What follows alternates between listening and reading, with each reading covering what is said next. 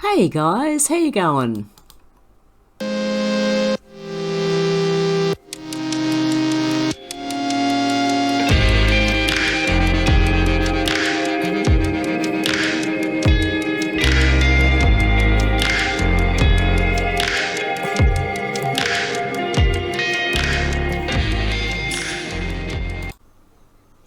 Okay guys, let's get into this. I have already recorded this once already, and I just kept stuffing up.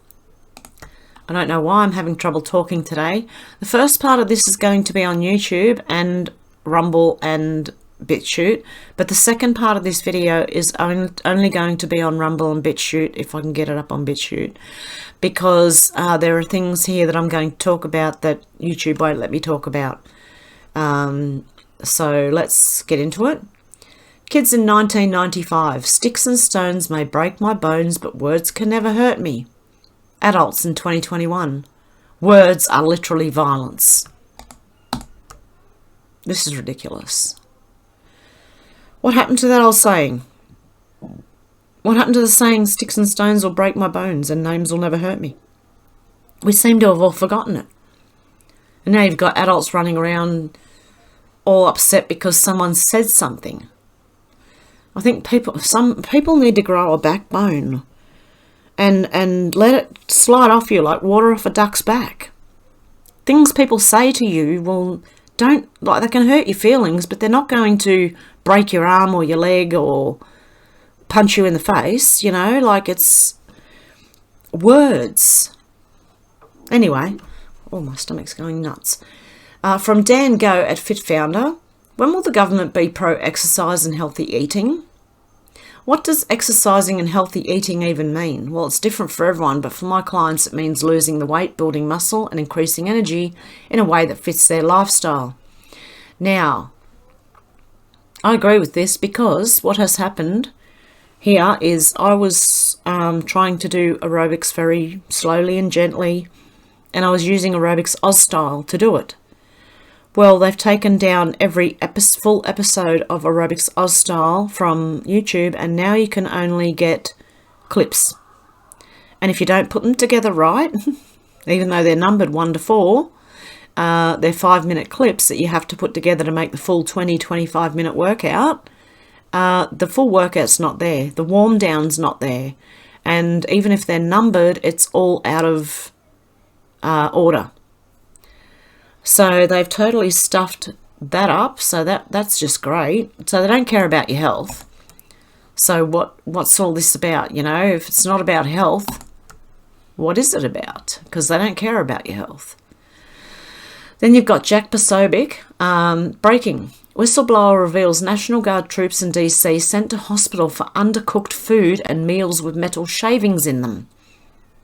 So they're getting like chicken that's not even cooked, which is, you're not supposed to eat that if it's not cooked properly. There's a certain temperature it's supposed to be cooked at, and there's a certain temperature that it is supposed to reach as well. I'm not going to play the sound in this video, but 74 different meals had raw beef in them. The lunches, soldiers had found metal shavings in their food, and there's a diagram of them, or actually not a diagram, a picture of the metal shavings. You were getting maybe a Danish and some sort of juice. Then we had certain days where it was clearly a dinner roll and a sunny D. What is a sunny D, guys? You can tell me down below. I have no idea what a sunny D is. Sounds interesting.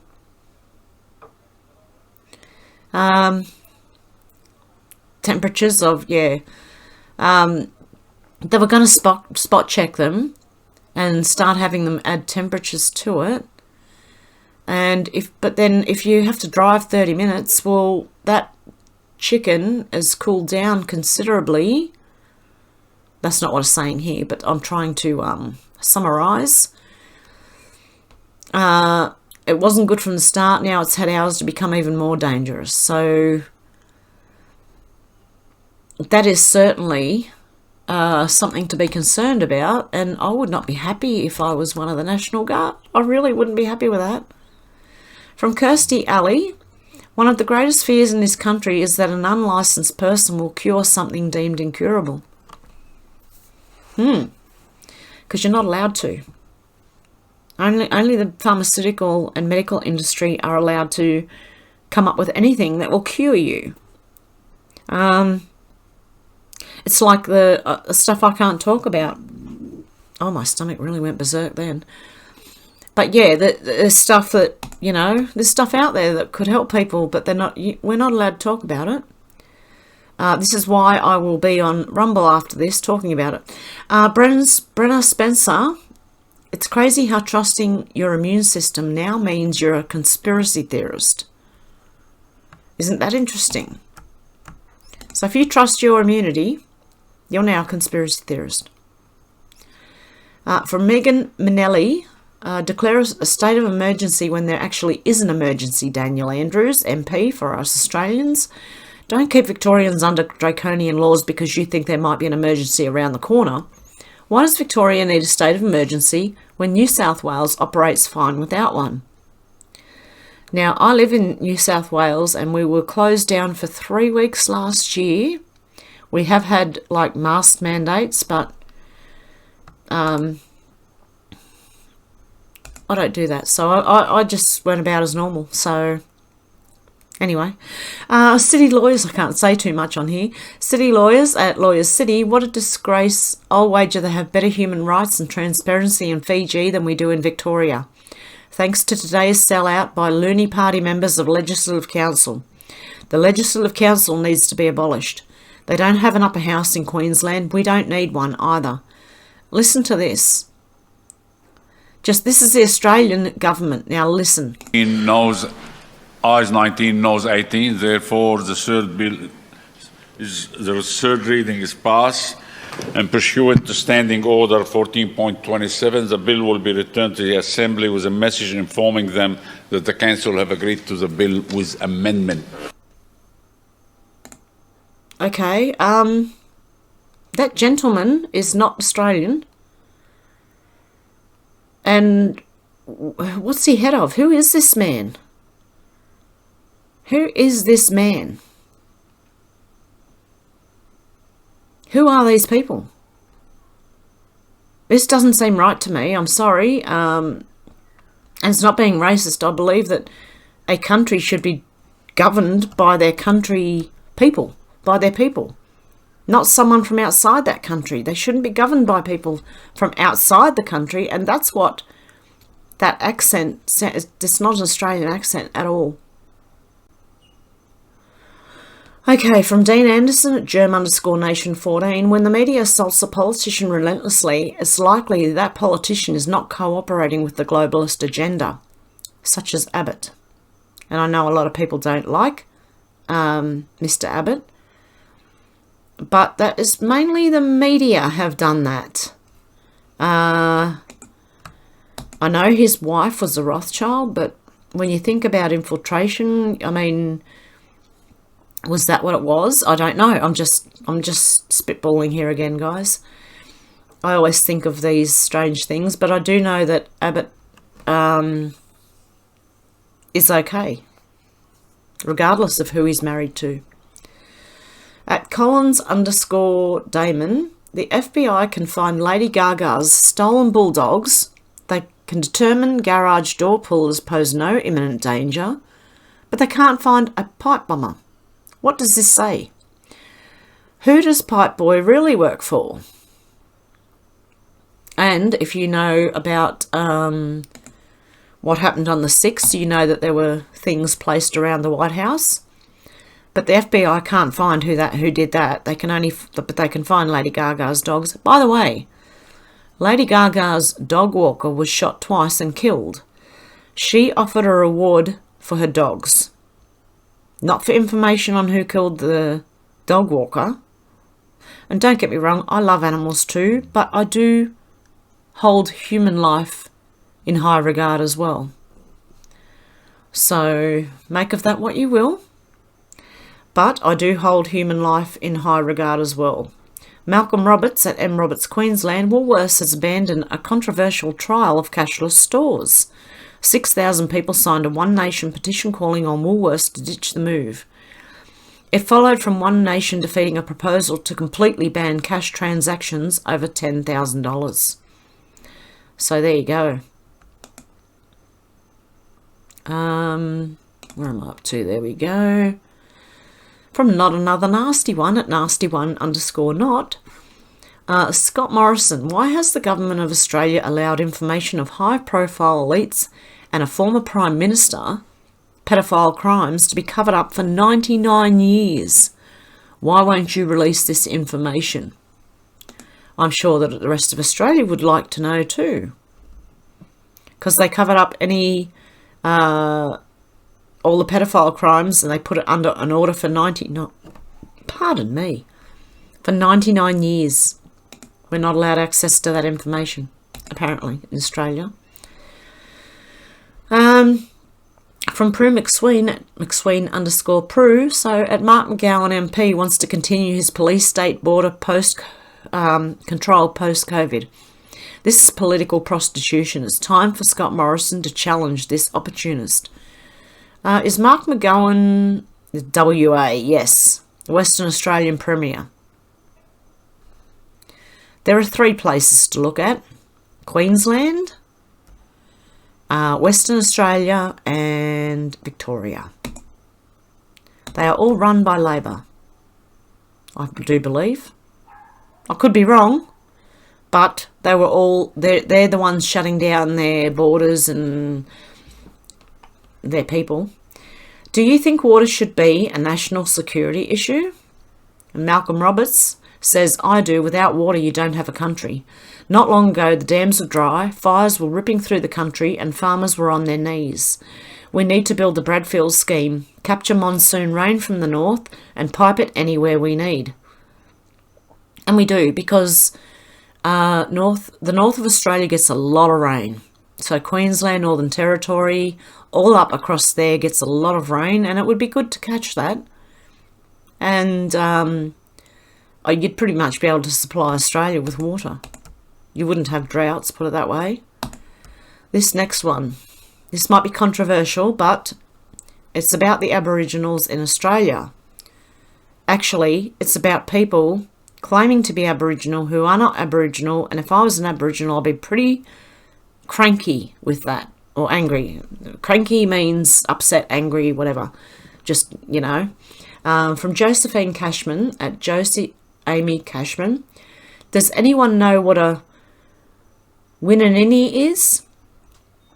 And from the Geelong Advisor, Andrew Bolt says, it's time to choose your identity. Legal, you are Aboriginal if you have Aboriginal ancestor and are accepted as such by other Aborigines. But is that definition changing? Last year, one of our universities boasted it had hired an Aboriginal professor, a proud Winnanini woman. This was a big achievement for a woman who says she's from an Aboriginal mob from West Queensland and survived the worst that white Australia could throw at an Aboriginal family. She has written that her father was taken away as a child and later, to save his mocha blonde daughter from being stolen, sent her from Queensland to New South Wales when she was about 8. Even so, she suffered terrible racism. I used to come home the back way to avoid being pelted with rocks and stones from the other kids and being called... I can't say that it's... Okay, it rhymes with trigger. Gee. But the announcement of her promotion to professor has received a debate so delicate and dangerous that it's safer not to identify her. The question, what exactly is an Aborigine? There is no doubt this professor feels in her bones she is Aboriginal. That's her right, and there's no absolute proof she's not Aboriginal. Several universities in the ABC have accepted her as Aboriginal, and she's given her new university a certificate of Aboriginality. But last September, the First Nations Telegraph, run by Aboriginal activist Stephen Hagan, reported on the promotion of this Winnanini woman, and some readers were puzzled. They told Hagan they'd never heard of this tribe. I've checked. There is no reference anywhere to the Winnanini. Winninini, not, oh, I can't even say it. Not even in Norman Tinsdale's Magisterial Aboriginal Tribes of Australia, published in 1974. Had the Winninini perhaps been wiped out? Had it survived only as oral history, imperfectly remembered? Hagen asked the university for answers. It responded, "This is a personal matter, and she, the professor, will contact you when she feels it's the right time." Weeks later, I asked the professor, "Can you tell me where precisely the Winninini lived? Which ancestor is the Aborigine from which you trace your Aboriginality?" No response. So I asked the university, and on September the 25th, it replied that the professor was the daughter of a renowned Aboriginal artist who had raised her with the knowledge that they are descendants of the Winninini people of southern Queensland. So the Winninini were now from southern Queensland, not western, but the mystery deepened. A search of genealogical records revealed this Aboriginal artist, father, was in fact the professor's adoptive father, marrying her mother in the year the professor turned 16. What's more, his ancestors were all of British or Irish descent. So were her birth fathers. But her adoptive father, now dead, did have one publicly known claim to Aboriginality. The art society he founded says he went to work in the Northern Territory when he was 18 and was initiated into the Yarrunga Jara tribe of Arnhem Land. Yet there's no record of that tribe either. Still, could the stories this man told his adoptive daughter make her Aboriginal? I've repeatedly asked the professor to explain, but she refused to comment, although she did CC me on an email to her university. Ask him if he can supply a map of Aboriginal tribes that is 100 years old, and I've engaged a defamation lawyer. Okay. That's enough to stop most people asking such questions, and not just because our laws against free speech are so tough. The definition of Aboriginal is also ambiguous. Legally, you are Aboriginal if you have an Aboriginal ancestor and are accepted as an Aboriginal by other Aborigines. But is that definition changing? Today a man can identify as a woman. Can we now choose our own race too? Bruce Pascoe, best-selling Aboriginal author of Dark Emu, seems to have done just that. He too has been made an Aboriginal professor, although genealogical records show his ancestors are all of British descent, and 2 Aboriginal organisations deny his claim to be a member of their tribes. Pascoe is not alone. A report by the Centre for Aboriginal Economic Policy Research at the Australian National University said a significant number of people, up to 42,000, chose to identify as being a person of Indigenous origin. In the 2016 census, despite not identifying as Aboriginal in 2011.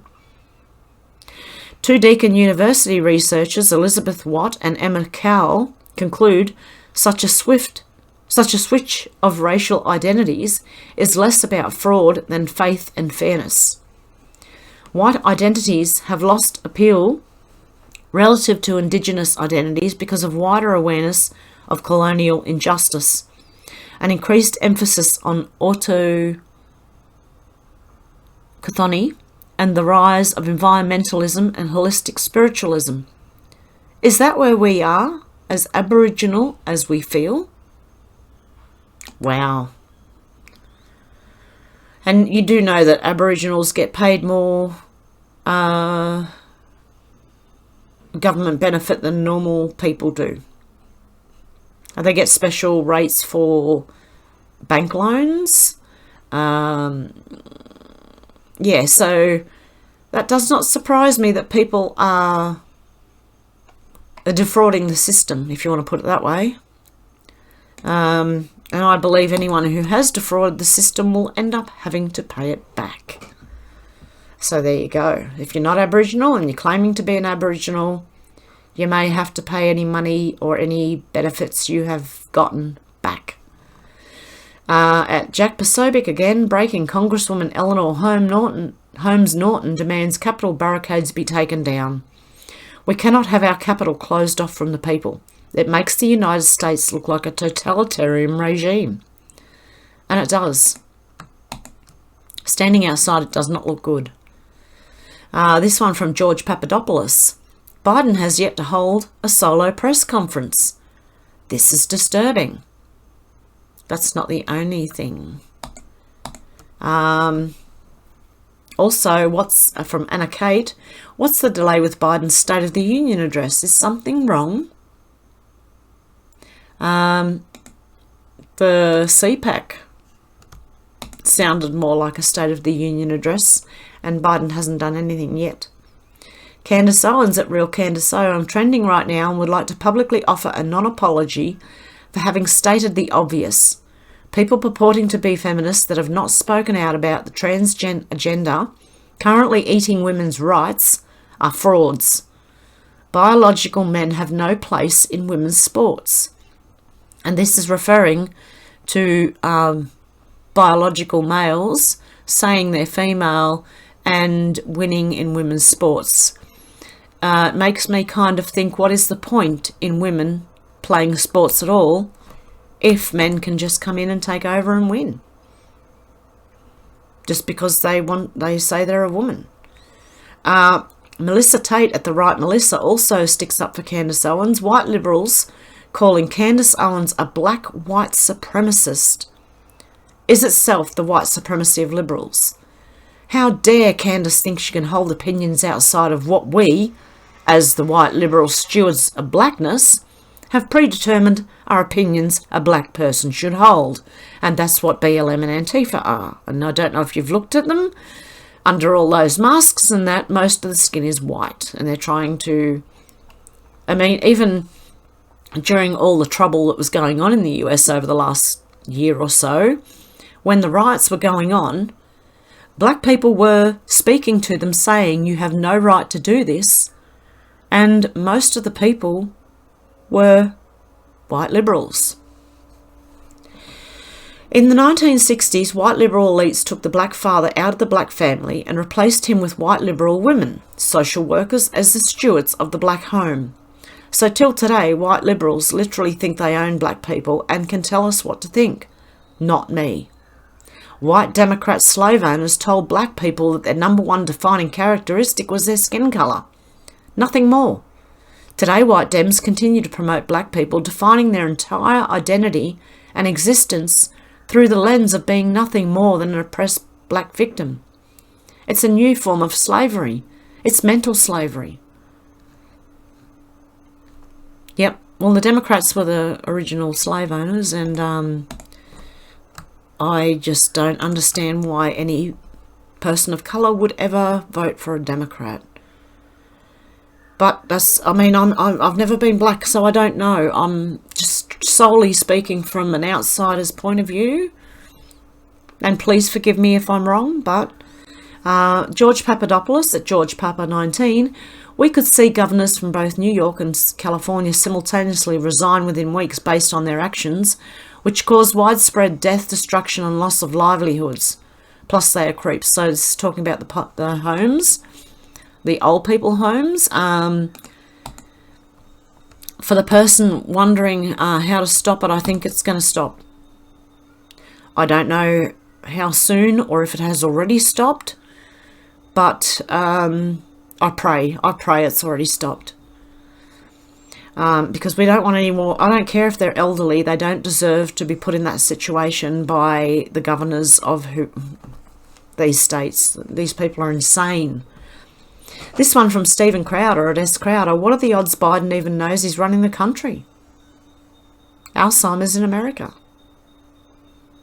And it says Biden has dementia. Changed my mind. I found that one, yeah. Well, he hasn't done his State of the Union address or anything yet. So what's going on there? I mean, some of us know. I'm just like, it's YouTube, so I can't say much. This one from Randy Quaid at Randy R.R. Quaid. Lowest ratings in the history of the Globes. When is it going to sink in that being insultingly rude, looking down your nose at over half of America is not good for ratings or ticket sales, downloads or streaming subscriptions? Because apparently the Globes were, just then. I can't listen to any, look, I wouldn't ask a plumber to fix my car. Why would I ask an actor their opinion on politics? To be honest. I just can't. I just wouldn't do it. They have no idea. Well, they do. They're very left-leaning. That's the only idea they've got, is all this virtue signalling, which then the public adopts. This one from Avi Yamini is at Australia. Avi, you can't make this stuff up. China plans to release a report on human rights violations in the US. You've got to be kidding me. Okay, well, would China put up with the US releasing a human rights violations, a report on their human rights violations? I don't think so. So I'm not going to listen to that either. As if. Why would you listen to China about anything? My goodness, after all this rubbish over the last year. This one from Cat Turd at Cat Turd 2 is Christopher Wray, leader of Antifa. Isn't Christopher Wray the head of the FBI? You can correct me if I'm wrong there.